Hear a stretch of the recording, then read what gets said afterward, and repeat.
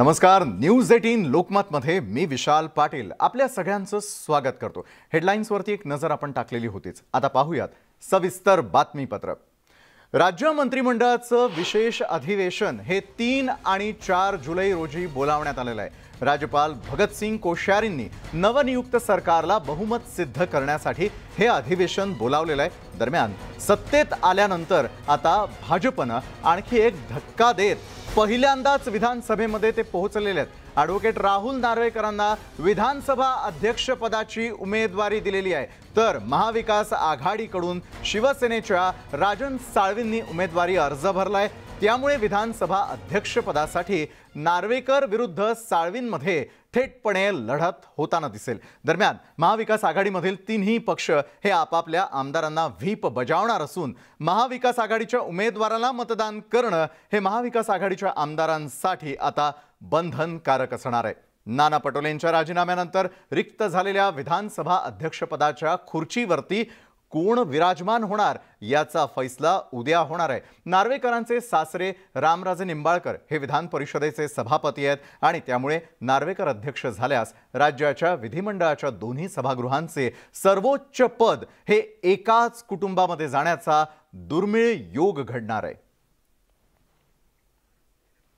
तर आपण दोन्ही गोष्टी यावेळेला पाहतोय ते म्हणजे महाविकास आघाडीकडून सेनेच्या साळवी यांना त्या ठिकाणी बोलावण्यात आलेलं आहे भाजपकडून राहुल नार्वेकर आणि महाविकास आघाडीकडून राजन साळवी यांनी अध्यक्षपदासाठी यावेळेला आपापला अर्ज त्या ठिकाणी सादर केलेला आहे। या क्षणाची सर्वात मोठी बातमी आपण पाहतोय, राजन साळवी विरुद्ध राहुल नार्वेकर अशा प्रकारची लढत ही येत्या काळामध्ये आपल्याला पाहायला मिळाली आहे। 3 आणि 4 जुलै हे अतिशय महत्त्वाचे दिवस आहेत। तर दुसरीकडे महाविकास आघाडीच्या सर्वांनाच व्हीप देखील बजावण्यात येणार आहे। अध्यक्ष हा महाविकास आघाडीचाच असावा यासाठी महाविकास आघाडी प्रयत्नशील आहे।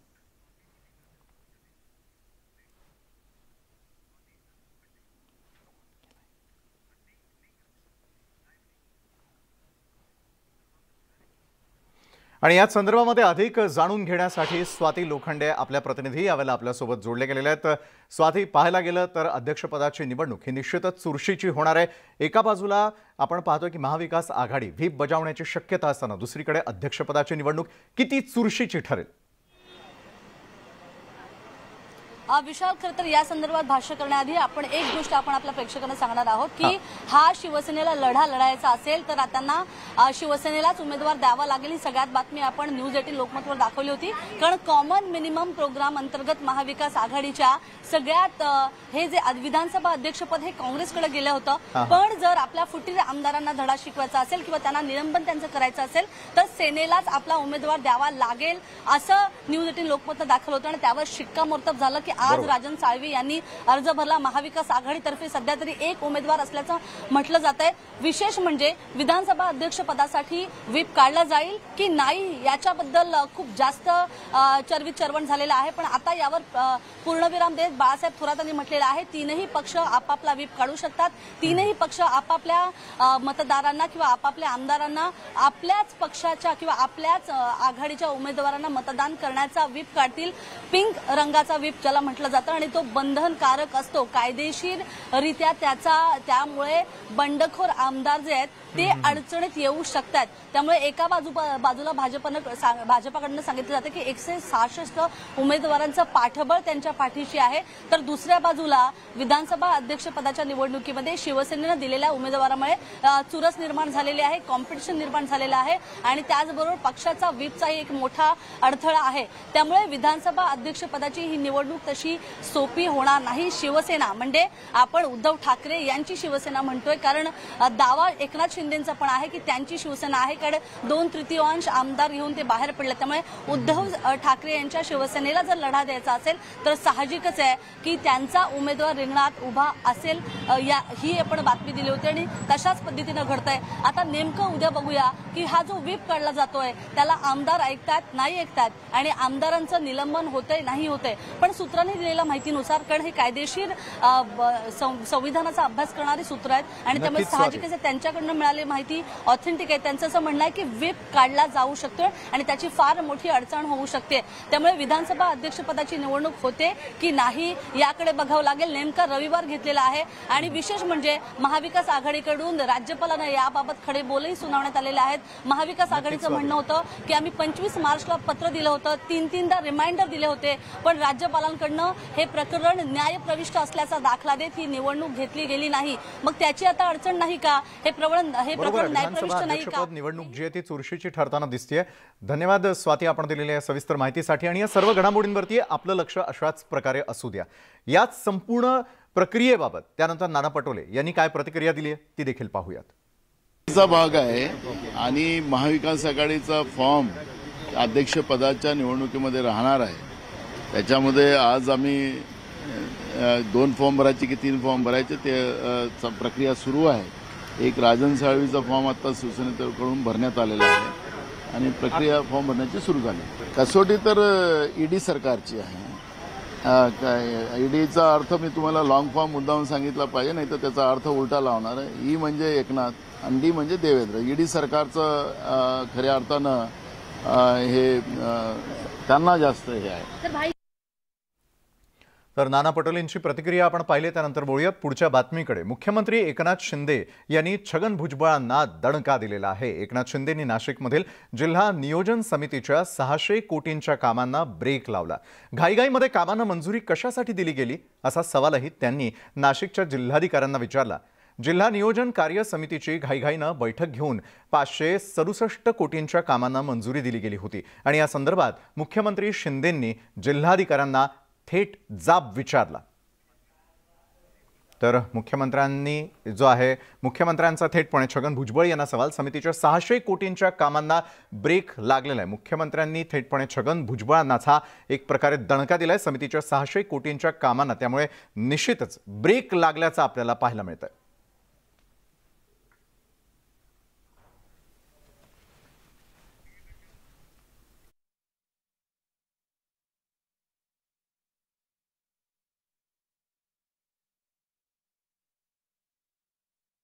तर एकंदरीतच या ठिकाणी जे आहे नाशिकमध्ये पुन्हा एकदा मुख्यमंत्री एकनाथ शिंदे यांनी थेटपणे छगन भुजबळांनाच दणका दिल्याचं आपल्याला पाहायला मिळतंय.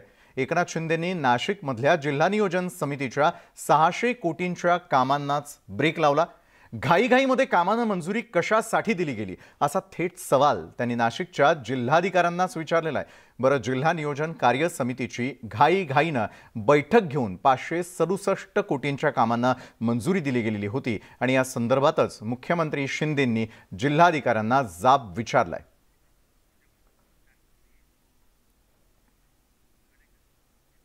तर मुख्यमंत्री एकनाथ शिंदे आज पहाटे गोव्यामधल्या ताज कन्व्हेन्शन हॉटेलवरती पुन्हा एकदा दाखल झालेले आहेत. एकनाथ शिंदे त्यांच्या समर्थक आमदारांसोबत त्या ठिकाणी बैठक करणार आहेत. त्यानंतर आमदार दीपक केसरकर यांची पत्रकार परिषद होण्याची देखील शक्यता आहे. शिंदे समर्थक सर्व आमदार आज दुपारी मुंबईसाठी निघणार आहेत आणि त्यांच्या सुरक्षेसाठी गोव्याचे पोलीस महासंचालक स्वतः सुरक्षेचा आढावा घेण्यासाठी ताज कन्व्हेन्शन हॉटेलवरती दाखल झालेले आहेत. आणि आपले प्रतिनिधी उदय जाधव यावेळेला आपल्यासोबत जोडले गेलेले आहेत. उदय, सगळ्यांचंच लक्ष लागलेलं आहे ते कन्व्हेन्शन हॉटेलवरती, कारण त्या ठिकाणाहून शिंदे समर्थक आमदार जे ते मुंबईमध्ये परतण्याची तयारी सुरू करण्यात आलेली आहे. तत्पूर्वी एक महत्त्वपूर्ण बैठक त्या ठिकाणी पार पडेल. या बैठकीदरम्यान कुठल्या मुद्द्यांवरती चर्चा होण्याची शक्यता आहे? उदय, सध्या ताज कन्व्हेन्शन हॉटेलवरती मुख्यमंत्री एकनाथ शिंदे आणि त्यांचे समर्थक आमदारांची महत्त्वाची बैठक सुरू आहे.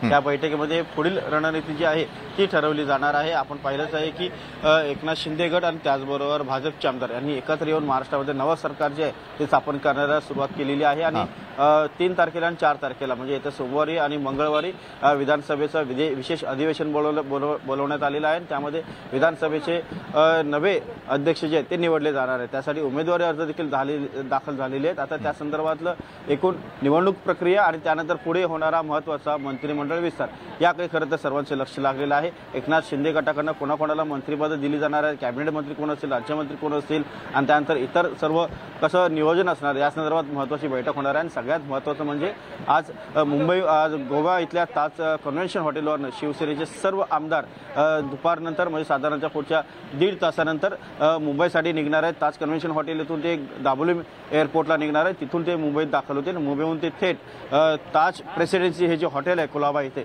तिथे हे सर्व एकनाथ शिंदे समर्थक आमदार पोहोचणार असल्याचं समजत आहे. आणि आज संध्याकाळी भाजपचे आमदार आणि त्याचबरोबर एकनाथ शिंदे गटातील सर्व आमदारांची संयुक्त बैठक देखील होणार आहे. या बैठकीला मुख्यमंत्री आणि उपमुख्यमंत्री हे स्वतः उपस्थित राहणार आहेत. सर्व आमदारांना मार्गदर्शन देखील करणार आहेत. एकूणच जी विधानसभा अध्यक्षपदाची जी निवडणूक होणार आहे त्या निवडणुकीमध्ये देखील आपला उमेदवार कसा निवडून आणता येईल या दृष्टिकोनातून रणनीती जी आहे ती ठरवली जाणार आहे. त्या दृष्टिकोनातलं सर्व मार्गदर्शन जे आहे ते भाजपच्या आणि शिवसेनेच्या म्हणजे एकनाथ शिंदे गटातील सर्व आमदारांना सांगितलं जाणार आहे. त्यामुळे आता राजकीय घडामोडींना वेग आलेला आहे. विधानसभा अध्यक्ष कोणाचा उमेदवार जिंकून येतोय हे पाहावं लागणार आहे. आणि आज दुपारनंतर सर्व एकनाथ शिंदे समर्थक जे आमदार आहेत ते मुंबईकडे रवाना होणार आहेत. बरोबर आहे उदय. या सर्व राजकीय घडामोडींवरती तुमची नजर अशाच प्रकारे असू द्या. सगळ्यात आधी न्यूज 18 लोकमतवरतीच आपल्याला या संदर्भातल्या सगळ्या ताज्या घडामोडी आमचे प्रतिनिधी थेट गोवा पणजी या ठिकाणाहून आपल्यापर्यंत पोहोचवत राहणार आहे. तुर्तास दिलेल्या माहितीसाठी धन्यवाद. त्यानंतर वळूयात पुढच्या बातमीकडे. भारतीय कुस्ती संघटनेकडून एक मोठा निर्णय घेण्यात आलेला आहे. राष्ट्रवादी काँग्रेसचे प्रमुख शरद पवार अध्यक्ष असलेली महाराष्ट्र कुस्तीगीर परिषद बरखास्त करण्यात आलेली आहे. महाराष्ट्र कुस्तीगीर परिषदेविरोधात संदीप भोंडवे यांनी याबाबत तक्रार केलेली होती आणि त्यानंतर ही कारवाई करण्यात आलेली आहे. महासचिव बाळासाहेब लांडगे यांच्या विरुद्ध परिषदेच्या पदाधिकाऱ्यांनी तक्रारी केलेल्या होत्या आणि त्यानंतर आता ही परिषद बरखास्त करण्यात आलेली आहे.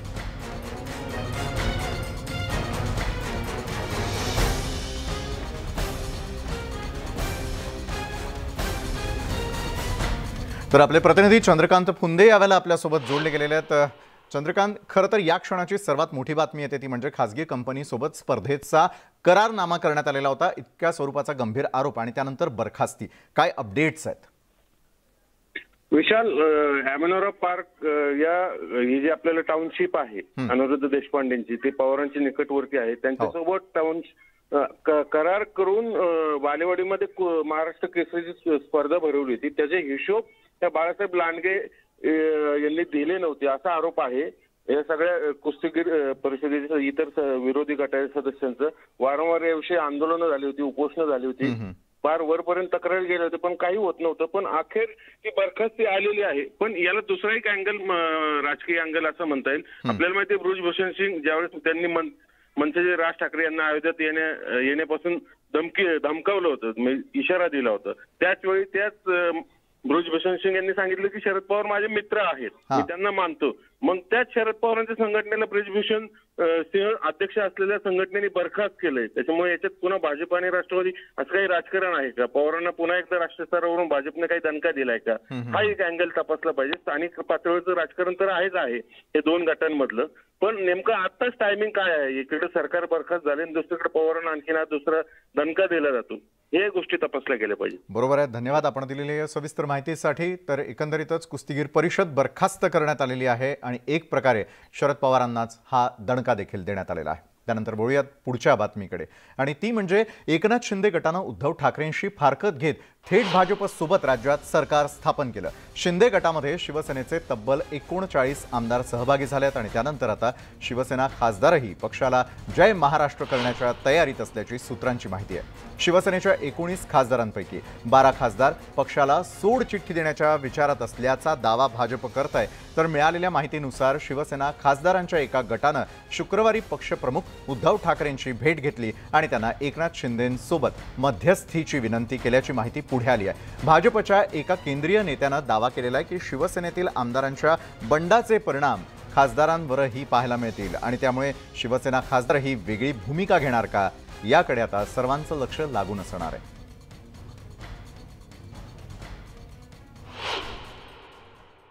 ती चर्चा आधी झाली असते. याचा अर्थ खासदार गेले खासदार जाते असं होत नाही. शिवसेनेमध्ये आमदार आणि खासदार निवडून आणण्याची ताकद आहे नव्याने.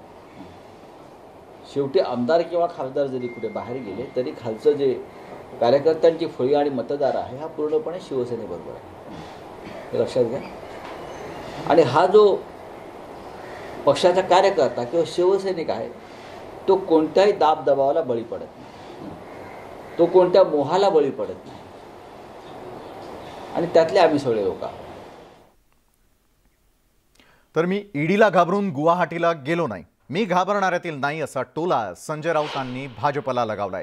मी फुटणाऱ्यातील बुडबुडा नाही, जिथे ठाकरे आहेत तिथे शिवसेना आहे असंही राऊत म्हणाले. देवेंद्र फडणवीस यांच्या उपमुख्यमंत्री पदावरती बोलताना मला या ठिकाणी जे आहे बोलायला देखील जड जात आहे असा टोला संजय राऊत यांनी लगावलेला आहे.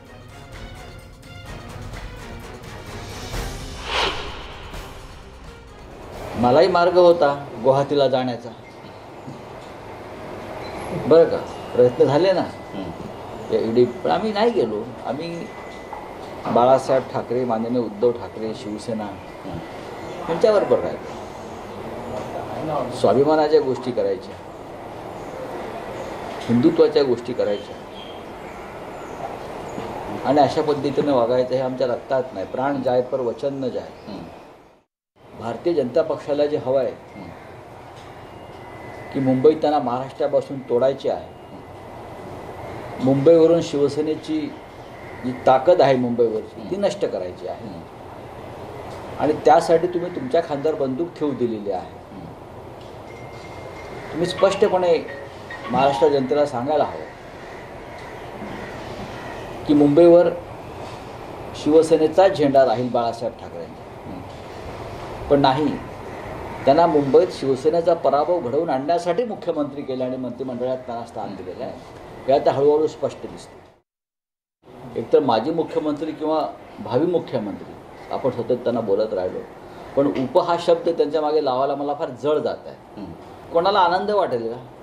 जे मुख्यमंत्री पदाच्या तयारीत बसले आहेत, नवीन सरकार स्थापन होतं आहे, विधिमंडळ पक्षाची बैठक होते आहे आणि त्यांना दुसऱ्या क्रमांकाचं पद स्वीकारा असा आदेश दिला जातो. आणि तेही जे मुख्यमंत्री आता झाले आहेत ते त्यांच्या मंत्रिमंडळामध्ये ज्युनियर मंत्री होते.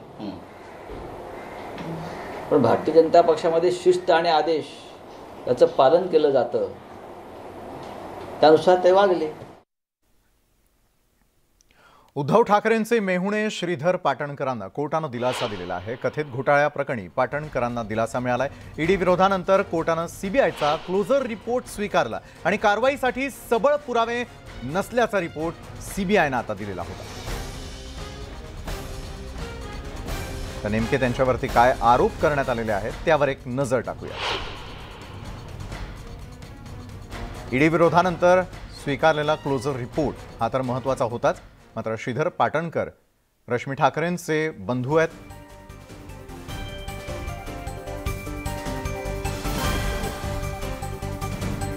चंद्रशेखर चतुर्वेदी आणि महेश पटेल यांनी संगनमतानं पुष्पक ग्रुपमधील कंपनीत गुंतवणूक केली.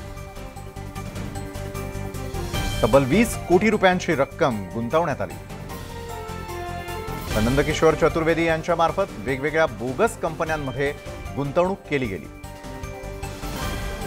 नंदकिशोर चतुर्वेदी यांच्या मालकीच्या हमसफर डीलर कंपनीमध्ये ही गुंतवणूक.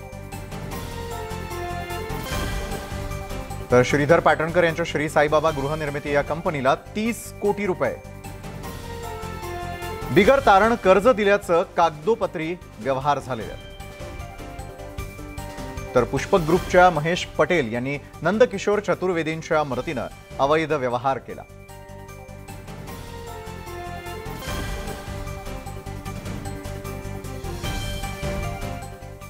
तर राज्याचे नवे मुख्यमंत्री एकनाथ शिंदे यांनी न्यूज 18 लोकमतला एक्सक्लुझिव्ह मुलाखत दिलेली आहे. कुणालाच काहीही कल्पना नसताना राजकीय चमत्कार कसा काय घडला याबाबतही मुख्यमंत्र्यांनी संवाद साधलाय. तर सामान्य माणूस आज राज्याचा मुख्यमंत्री झाल्यानं मुख्यमंत्र्यांच्या विकासाचं व्हिजन काय याविषयी सुद्धा मुख्यमंत्र्यांनी भाष्य केलंय.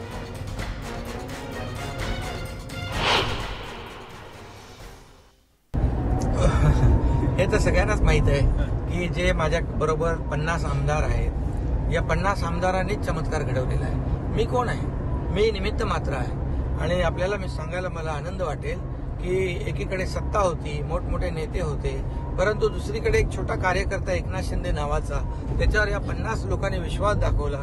किती संकट आली, किती प्रयत्न झाले तरी सुद्धा ते डगमगले नाहीत. ते माझ्यावर ठाम विश्वास ठेवून राहिले, कारण त्यांचा मुद्दा एकच होता, एक आयडिओलॉजीचा, आपल्या भूमिकेचा, बाळासाहेबांच्या हिंदुत्वाचा हा मुद्दा जो होता आणि त्याचबरोबर विकासाचा. हे 50 लोक डगमगले नाहीत, त्यांनी प्रचंड मोठा विश्वास ठेवला आणि त्याचमुळे आज या ठिकाणी इतिहास घडलेला आहे. राज्यामध्ये नाही तर देशामध्ये एक 50 लोक एक वेगळी भूमिका घेऊन सत्तेपासून दूर होतात. हा सगळा एक इतिहास आहे आणि ही मोठी घटना आहे. या निर्णयाला केंद्र सरकारने म्हणजे आदरणीय प्रधानमंत्री मोदी साहेबांनी, आदरणीय गृहमंत्री अमित शाह साहेबांनी आणि भारतीय जनता पक्षाचे अध्यक्ष नड्डा साहेबांनी मदत केली, सपोर्ट केला, पाठिंबा दिला आणि सगळ्यात महत्वाचं म्हणजे कमी आमच्याकडे संख्या असताना, त्यांच्याकडे जास्तीची संख्या असताना बाळासाहेबांच्या शिवसैनिकाला मुख्यमंत्री पदासाठी सपोर्ट केला. यामध्ये देवेंद्र फडणवीस साहेबांचं मोठं योगदान आहे. भारतीय जनता पक्षाच्या बाबतीमध्ये सर्वच पक्ष वेगवेगळे मुद्दे काढत होते, वेगवेगळं परसेप्शन लोकांमध्ये होतं आणि वेगवेगळं अँटिसिपेशन देखील होतं. काही लोक अँटिसिपेट करत होते की भारतीय जनता पक्षाचा सत्तेसाठी हे सगळं आटापिटा चाललेला आहे, मुख्यमंत्री बनण्यासाठी आटापिटा चाललाय.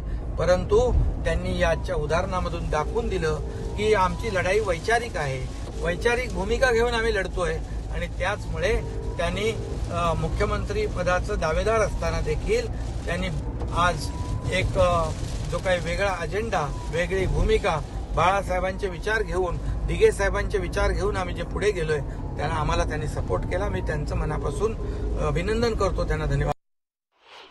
मुख्यमंत्री महोदयांना आमदारांनी देखील आणि मी स्वतः देखील अनेक वेळा असा प्रयत्न केला होता की आपलं नॅचरल अलायन्स भाजप बरोबर आहे, तर आमदारांची भावना आहे, भूमिका आहे की आपण नॅचरल अलायन्स बरोबर गेलं पाहिजे आणि भविष्यामध्ये ज्या काही निवडणुकीमध्ये आमदारांना अडचणी येतील त्या दूर होतील. परंतु दुर्दैवाने आम्ही त्याच्यामध्ये सफल झालो नाही आणि म्हणूनच शेवटी आमची भूमिका काय होती, ज्या पक्षाबरोबर आम्ही निवडणुका लढवल्या, सार्वत्रिक निवडणुकांमध्ये भाजप आणि शिवसेनेची युती होती आणि त्याच पक्षाबरोबर आज जर आपण युती केली तर नक्की यामध्ये जे आपलं हिंदुत्व आहे तेही पुढे जाईल, विकास पुढे जाईल. आणि आज आम्ही काय केलंय, आज देखील आम्ही शिवसेना आणि भाजप म्हणूनच या ठिकाणी सरकार बनवलेलं आहे आणि लोकांच्या मनातलं सरकार आहे, लोकांना हवं असलेलं सरकार आहे. एवढंच मी या प्रसंगी सांगू इच्छितो. ज्या पक्षाबरोबर आम्ही निवडणुका लढवल्या, सार्वत्रिक निवडणुकांमध्ये भाजप आणि शिवसेनेची युती होती आणि त्याच पक्षाबरोबर आज जर आपण युती केली तर नक्की यामध्ये जे आपलं हिंदुत्व आहे तेही पुढे जाईल, विकास पुढे जाईल. आणि आज आम्ही काय केलंय, आज देखील आम्ही शिवसेना आणि भाजप म्हणूनच या ठिकाणी सरकार बनवलेलं आहे आणि लोकांच्या मनातलं सरकार आहे, लोकांना हवं असलेलं सरकार आहे. एवढंच मी या प्रसंगी सांगू इच्छितो.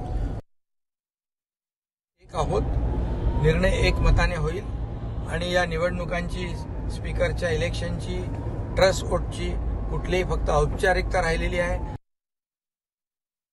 कारण आमच्याकडे 50, भारतीय जनता पक्षाकडे 120 असं 170चं संख्याबळ आज आमच्याकडे आहे.